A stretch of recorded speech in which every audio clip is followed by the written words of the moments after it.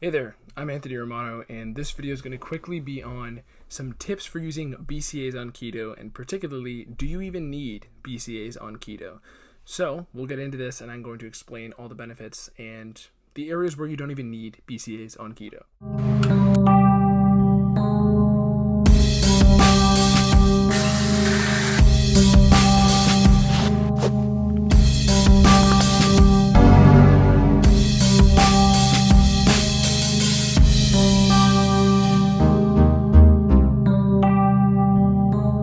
So a quick video on BCAAs on keto.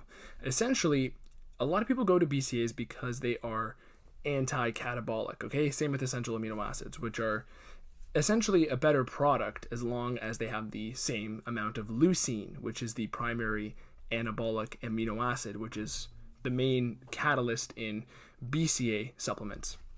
So when we're looking at BCAAs for anti-catabolism, they're not entirely necessary on keto for fat loss, because people doing keto for fat loss don't need that sort of protection from muscle. The fact that you're using fat as your primary fuel inherently protects you from, burning your own muscle as fuel. Your body is much more likely to actually burn its own muscle as fuel when it's on a carbohydrate metabolism. And the reason is because protein is much easier converted to carb fuel than it is to fat through the process of gluconeogenesis. So basically, if you're in a carb metabolism and you're eating very low calories, you run a much higher risk of actually burning your muscle tissue as fuel because it's easier for your body to convert.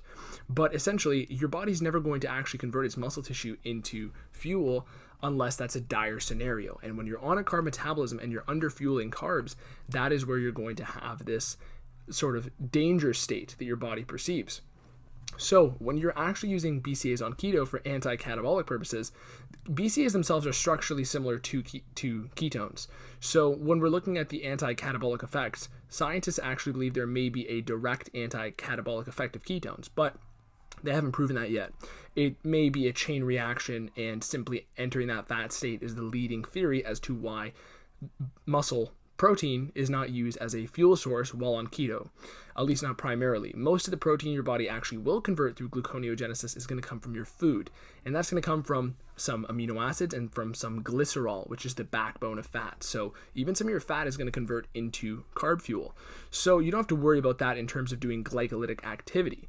But when we're looking at the other purposes of BCAAs. So not just protecting muscle tissue breakdown, because you don't really have to worry about that on keto. Your body's in the fat metabolism state, and by simply letting your body know it's going to run on fat, it's going to be in this state of abundance. So it's not going to be worried. It's not going to perceive this sort of starvation state or this danger state. They might call it that because when you don't eat anything, you're in the fat metabolism, but it's only starvation in the sense that there's no food. Your body doesn't actually perceive it as a stress signal, okay? And it's perfectly fine to do that, to run on that type of fuel. In fact, it's the optimal fuel. It's our default fuel source. It's our default metabolic state, okay? That's why if you don't eat, you're going to hop into the keto state. If you do intermittent fasting, you're tapping into the ketone metabolism in some way or another. You can watch my video on ketones are in you right now, because even people doing some sort of 16-hour fast and eating carbs, their body's going to make very small amounts of ketones. Even people just eating carb quantities under 300 grams a day are going to have some sort of ketone production, but that doesn't mean that you're fully protected from muscle tissue breakdown. Entering the fat metabolism state is going to protect you more so. Now let's get to the other half of BCAAs on keto. When you're doing a keto bulk, which is something very popular, it's starting to gain a lot more popularity, and I've been doing it for a long time. When you're on a keto bulk or a lean bulk that uses keto or cyclical carb usage, etc., that is where BCAAs and EAAs actually have a huge benefit, because supplementing with leucine in general, whether it's in an EAA supplement or a BCAA supplement, is a catalyst for muscle growth. It's actually able to activate mTOR, which is the primary muscle building controlling pathway in your body. So two things that as far as food purposes go can stimulate that. That is insulin or leucine, and you can get insulin spikes from protein or from carbohydrates, but at the same time, proteins are adequate to achieve the appropriate amount of response required to trigger mTOR.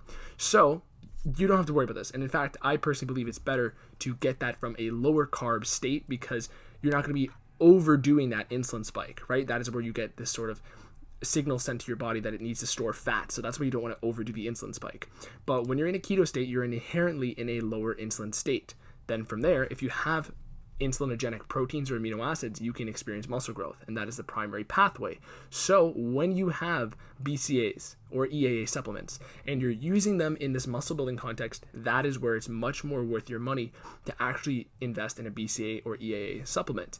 Now, I do prefer EAA supplements because having the other amino acids helps your body absorb the actual ones that are instigating of muscle growth. So when you have the accompanying amino acids, everything is a lot more bioavailable and things absorb better.